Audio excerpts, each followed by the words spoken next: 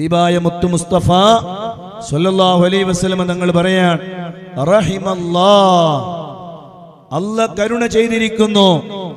ആർക്കാണ് കരുണ ചെയ്തത്? റജുലൻ, ഒരു പുരുഷന്. എങ്ങനെയാണ് ആ പുരുഷൻ? ഖാമ മിനൽ ലൈലി, രാത്രി എഴുന്നേറ്റ് നിസ്കരിക്കുകയാണ്. ഫസല്ലാ, രാത്രി എഴുന്നേൽക്കുന്നു, എന്നിട്ട് നിസ്കരിക്കുന്നു. അദ്ദേഹത്തിന്റെ ഭാര്യയെ വിളിച്ച് എഴുന്നേൽപ്പിക്കുകയാണ്. ഫസല്ലത്ത്, അങ്ങനെ ആ പെണ്ണും നിസ്കരിക്കുന്നു.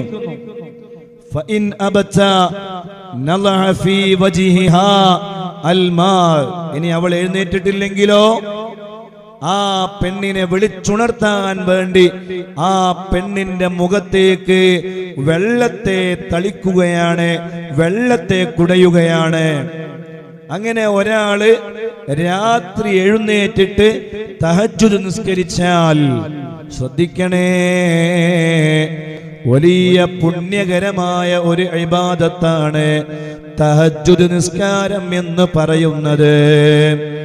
ആ തഹജ്ജുദ് നിസ്കാരം ജീവിതത്തിൽ ഒരിക്കൽ പോലും ഒഴിവാകാൻ പാടില്ല. നിങ്ങളുടെ ജീവിതത്തിൽ വലിയ ഖൈറാത്തുകൾ സംഭവിക്കണോ, തഹജ്ജുദ് നിസ്കാരം ജീവിതത്തിൽ പതിവാക്കിക്കോളൂ. തഹജ്ജുദ് എന്ന സുന്നത്ത് നിസ്കാരം അല്ലാഹുവിന് വേണ്ടി ഞാൻ നിസ്കരിക്കുന്നു എന്ന് നിയ്യത്ത് ചെയ്തുകൊണ്ട് 2 റക്അത്ത് നിസ്കരിക്കാം, 4 റക്അത്ത് നിസ്കരിക്കാം, എത്ര റക്അത്തുകളും നിങ്ങൾക്ക് നിസ്കരിക്കാം. തഹജ്ജുദ് നിസ്കാരത്തിന് ഇത്ര റക്അത്ത് എന്ന ഒരു കണക്കില്ല. 2 നിസ്കരിക്കാം, 4 നിസ്കരിക്കാം. ഒരു 4 റക്അത്തെങ്കിലും തഹജ്ജുദ് നിസ്കാരം നിസ്കരിക്കുവാൻ വേണ്ടി നമ്മളെല്ലാവരും സമയം കണ്ടെത്തിയാൽ, ഹബീബായ തങ്ങൾ പറയാൻ, ഒരാള് രാത്രി എഴുന്നേറ്റിട്ട് തഹജ്ജുദ് നിസ്കരിച്ചിട്ട് ആ തന്റെ ഭാര്യയെ വിളിച്ചുണർത്തിയിട്ട് അങ്ങനെ ഭാര്യ എഴുന്നേൽക്കുന്നില്ലെങ്കിൽ അവളുടെ മുഖത്തേക്ക് വെള്ളം തളിച്ചിട്ട് അങ്ങനെ അവളെ എഴുന്നേൽപ്പിച്ച് നിസ്കരിപ്പിച്ചാൽ അല്ലാഹുവിന്റെ കാരുണ്യം നിങ്ങൾക്ക് ലഭിക്കുമേ. അല്ലാഹു നമുക്ക് തൗഫീഖ് നൽകട്ടെ, അല്ലാഹു നമുക്ക് തൗഫീഖ് നൽകട്ടെ. റബ്ബിന്റെ കാരുണ്യം ലഭിക്കാനുള്ള നല്ല ഒരു വഴിയാണ് മുഅ്മിനീങ്ങളെ തഹജ്ജുദ് നിസ്കരിക്കുക. എന്നിട്ട് അല്ലാഹുവിന്റെ ഹബീബായ ആരംഭപ്പൂവായ മുത്ത് മുസ്തഫ സ്വല്ലല്ലാഹു അലൈഹി വസല്ലം തങ്ങൾ പറയുകയാണ്, റഹിമല്ലാഹു ഇംറഅതൻ, ഒരു പെണ്ണിനെ അല്ലാഹ് കരുണ ചെയ്തിരിക്കുന്നു. ഏതാണ് ആ പെണ്ണ്? ഖാമത്ത് മിനൽ ലൈലി ഫസല്ലത്ത്, ആ പെണ്ണ് രാത്രി എഴുന്നേൽക്കുകയാണ്. ഫസല്ലത്ത്, അങ്ങനെ ആ പെണ്ണ് നിസ്കരിക്കുകയാണ്. വഅയ്ഖലത്ത് സൗജഹാ, എന്നിട്ട് തന്റെ ഭർത്താവിനെ വിളിച്ചുണർത്തുന്നു. ഓ പെങ്ങളെ, നിങ്ങളുടെ നല്ല ഒരു സ്വഭാവമാണ് കേട്ടോ, നിങ്ങൾ എഴുന്നേൽക്കണോ, നിങ്ങളുടെ ഭർത്താക്കന്മാരെ വിളിച്ചു ഉണർത്തണോ.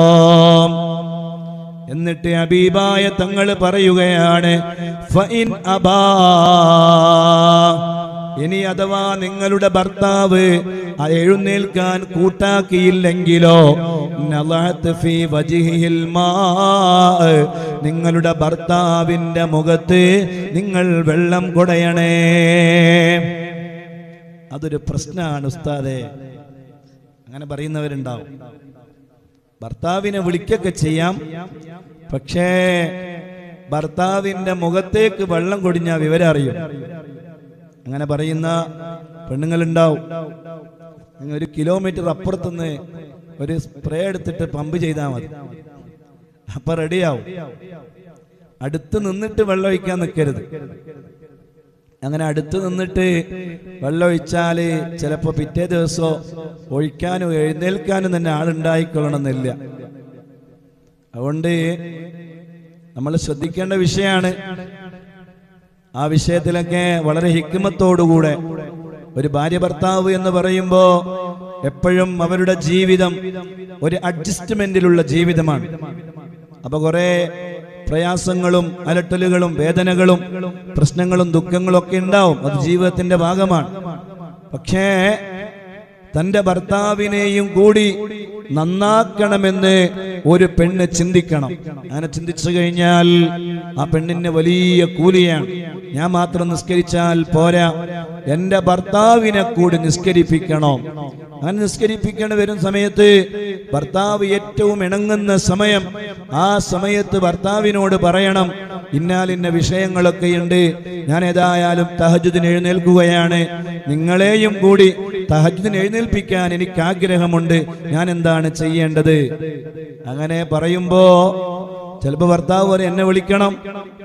അങ്ങനെ വിളിക്കേണ്ട സമയമാകുമ്പോ വിളിക്കണോ? എന്നിട്ട് നിങ്ങൾ എഴുന്നേൽക്കുന്നില്ലെങ്കിലോ ഞാൻ അല്പം വെള്ളമൊക്കെ കുടഞ്ഞോട്ടെ, കുഴപ്പമൊന്നുമില്ലല്ലോ.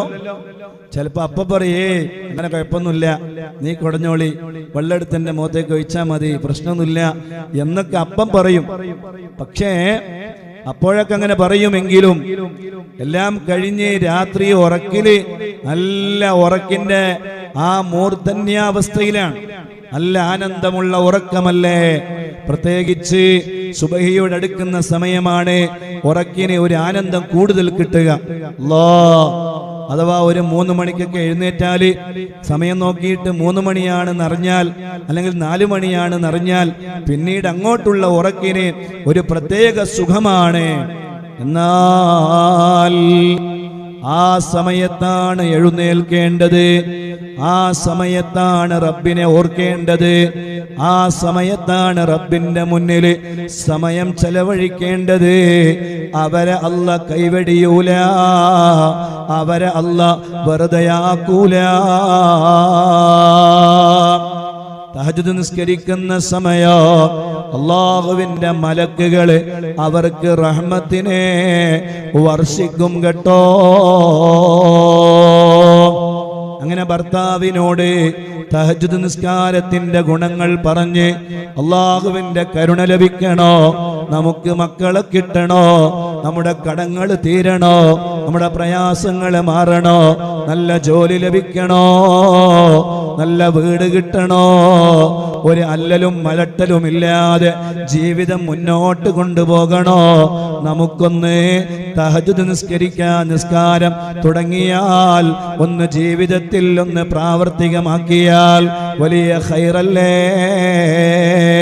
എന്ന് പറഞ്ഞ് ഉപദേശിച്ചിട്ട് സ്വന്തം ഭർത്താവിനോട് കാര്യങ്ങൾ പറഞ്ഞ് മനസ്സിലാക്കി, അങ്ങനെ സുബഹിയുടെ മുമ്പ് തഹജ്ജുദിന്റെ സമയമാകുമ്പോ അവരെ ഒന്ന് വിളിച്ച് എഴുന്നേൽപ്പിച്ചാൽ അല്ലാഹുവിന്റെ കരുണ നിങ്ങൾക്ക് ലഭിക്കുമേ.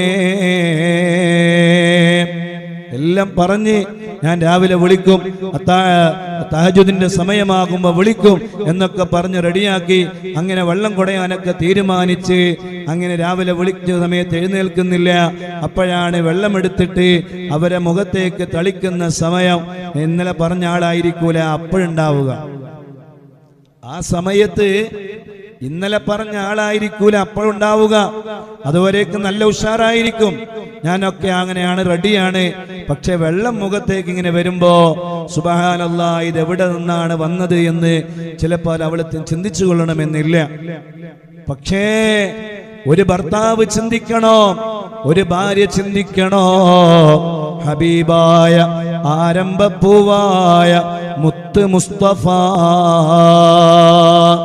സല്ലല്ലാഹു അലൈഹി വസല്ലം തങ്ങൾ പറയുകയാണ്, റഹിമല്ലാഹു റജുലൻ ഖാമ മിനൽ ലൈലി ഫസല്ലാ വഅയ്ഖള ഇംറഅതഹു ഫസല്ലത് ഫഇന്ന ബത്ന ലഅഫി വജ്ഹി അൽമാ. റഹിമല്ലാഹു ഇംറഅതൻ ഖാമത് മിനൽ ലൈലി ഫസല്ലത് വഅയ്ഖളത് സൗജഹാ ഫഇന്ന ബാന ലഅത് ഫി വജ്ഹി അൽമാ. അതേ ഒരു പെണ്ണ്, ആ ഒരു പുരുഷൻ ആ പുരുഷൻ രാത്രി എഴുന്നേൽക്കുകയാണ്, എന്നിട്ട് തഹജ്ജുദ് നിസ്കരിക്കുകയാണ്. തന്റെ ഭാര്യയെ വിളിച്ച് എഴുന്നേൽപ്പിക്കുകയാണ്. വിളിച്ച് എഴുന്നേൽക്കാതിരിക്കുമ്പോ അവളുടെ മുഖത്തേക്ക് വെള്ളം തളിക്കുകയാണ്. ഒരു പെണ്ണ്, ആ പെണ്ണ് രാത്രി എഴുന്നേൽക്കുകയാണ്, തഹജ്ജുദ് നിസ്കരിക്കുകയാണ്. എന്നിട്ട് ഭർത്താവിനെ വിളിച്ചുണർത്തുകയാണ്. വിളിച്ചിട്ട് എഴുന്നേൽക്കുന്നില്ലെങ്കിൽ അവരുടെ മുഖത്തേക്ക് വെള്ളം തളിച്ച് എഴുന്നേൽപ്പിക്കുകയാണ്. അങ്ങനെയുള്ള പെണ്ണിനെ അല്ലാഹ് റഹ്മത്ത് ചെയ്തിരിക്കുന്നു. അല്ലാഹുവിന്റെ കാരുണ്യം അവർക്കുണ്ട് കേട്ടോ. കളവ് പറയാത്ത നാവുകൊണ്ട് ആരംഭപ്പൂവായ അഷ്റഫുൽ ഖൽഖായ സയ്യിദുനാ മുഹമ്മദുർ റസൂലുള്ളാഹ് സ്വല്ലല്ലാഹു അലൈഹി വസല്ലം. അതുകൊണ്ട് പറയട്ടെ മദനീയം കുടുംബങ്ങളെ, തഹജ്ജുദ് നിസ്കാരം ജീവിതത്തിൽ പതിവാക്കണേ. എൻ്റെ കുടുംബത്തിലൊരു സഹോദരിയുണ്ട്, അതിമനോഹരമായ ഒരു വീട്. അതെ, ആ സഹോദരിയുടെ ഭർത്താവിന് ഉസ്താദാണ്, ചെറിയ ശമ്പളമാണ് കിട്ടുന്നത്, അതിമനോഹരമായ ഒരു വീട്. ഞാൻ ചോദിച്ചു, നിങ്ങൾക്ക് എങ്ങനെയാണ് ഇത്രയും നല്ല ഒരു വീടുണ്ടാക്കാനുള്ള അവസരമുണ്ടായത് എന്ന് ഞാൻ അവരോട് ചോദിച്ചപ്പോ അവര് പറഞ്ഞു, എല്ലാ ദിവസവും എൻ്റെ ഭർത്താവ് തഹജ്ജുദിനെ വിളിച്ചുണർത്തും. ഇനി ഞാനാണ് എഴുന്നേൽക്കുന്നതെങ്കിൽ ഞാൻ എൻ്റെ ഭർത്താവിനെ വിളിച്ചുണർത്തും. എന്നിട്ട് പാതിരാത്രി സമയം, അതെ അത്താഴത്തിന്റെ സമയം, നമ്മള് തഹജ്ജുദ് നിസ്കരിക്കുമായിരുന്നു. എന്നിട്ട് റബ്ബിനോട് ദുആ ചെയ്യും, അല്ലാഹ് ഖൈറായ ഒരു വീട് ഞങ്ങൾക്ക് തരണേ അല്ലാഹ്. ഇതിലേക്കുള്ള പണങ്ങള്, ഇതിലേക്കുള്ള സമ്പത്തുകള് എവിടെ നിന്ന് വന്നോ എന്ന് ഞങ്ങൾക്കറിയൂല. പറയട്ടെ, ലക്ഷങ്ങൾ കടക്കാരാണല്ലേ. മക്കളുടെ സ്വഭാവം നന്നല്ലല്ലേ. ഭർത്താവിന്റെ സ്വഭാവം വൃത്തികെട്ട സ്വഭാവമാണല്ലേ. മക്കളില്ലാത്തവരാണല്ലേ. വീടില്ലാത്തവരാണോ? പ്രയാസങ്ങൾ അനുഭവിക്കുന്നവരാണോ? വിഷമങ്ങൾ ഉള്ളവരാണോ? അവർക്കുള്ള ഏറ്റവും നല്ല വഴി തഹജ്ജുദ് നിസ്കാരം ജീവിതത്തിൽ പതിവാക്കലാണ്. അല്ലാഹുവേ, നീ ഞങ്ങൾക്ക് തൗഫീഖ് നൽകണേ അല്ലാഹ്. ദർസിൽ പഠിക്കുന്ന സമയത്ത് തഹജ്ജുദ് നിസ്കാരം മുടങ്ങാതെ നിസ്കരിക്കുവാൻ ഞാൻ ശ്രമിക്കാറുണ്ടായിരുന്നു. ആ തഹജ്ജുദ് നിസ്കാരം കഴിഞ്ഞിട്ട് എൻ്റെ റബ്ബിനോട് ഞാൻ ദുആ ചെയ്തിരുന്നു, അല്ലാഹുവേ, ശൈഖുനാ സുൽത്താനുൽ ഉലമ AP ഉസ്താദിന്റെ ഒരു ശിഷ്യനാക്കണേ അല്ലാഹ് എന്നും റബ്ബിനോട് ദുആ ചെയ്തു. അങ്ങനെയാണ് ഉസ്താദിന്റെ ശിഷ്യനാവാനുള്ള ഭാഗ്യം എനിക്കുണ്ടായത് എന്ന് ഞാൻ വിശ്വസിക്കുകയാണ്. ഓ മുഅ്മിനീങ്ങളെ, തഹജ്ജുദ് നിസ്കാരം ജീവിതത്തിൽ പതിവാക്കിയാൽ വലിയ ഖൈറുകളെ, വലിയ ബറക്കത്തുകളെ, വലിയ റാഹത്തുകളെ, വലിയ സന്തോഷങ്ങൾ നമുക്ക് ലഭിക്കുമേ. കാരണം ആ സമയം വല്ലാത്ത സമയമാണ്. എല്ലാവരും കിടന്നുറങ്ങുന്ന സമയമാണ്. ആ സമയത്ത് എഴുന്നേറ്റ് റബ്ബിനെ ഓർക്കാനുള്ള മനസ്സ്, അത് വല്ലാത്ത മനസ്സാണ്. ഒരു ശരിയായ മുഅ്മിനിന്റെ ഖൽബാണ് കേട്ടോ, ഹൃദയമാണ് കേട്ടോ. അതുകൊണ്ട് മദനീയം കുടുംബങ്ങളോട് സാന്ദർഭികമായി ഓർമ്മപ്പെടുത്തുകയാണ്, ജീവിതത്തിൽ അതേ തഹജ്ജുദ് നിസ്കാരം ഒന്ന് പതിവാക്കുന്നവരായാൽ വലിയ ഖൈറുകളെ, വലിയ ബറക്കത്തുകളെ അല്ലാഹു നമുക്ക് നൽകും. അല്ലാഹുവേ, നൽകണേ അല്ലാഹ്, ഖൈർ നൽകണേ അല്ലാഹ്, റാഹത്ത് നൽകണേ അല്ലാഹ്, സന്തോഷം നൽകണേ അല്ലാഹ്, സമാധാനം നൽകണേ അല്ലാഹ്, ഇസ്സത്ത് നൽകണേ അല്ലാഹ്.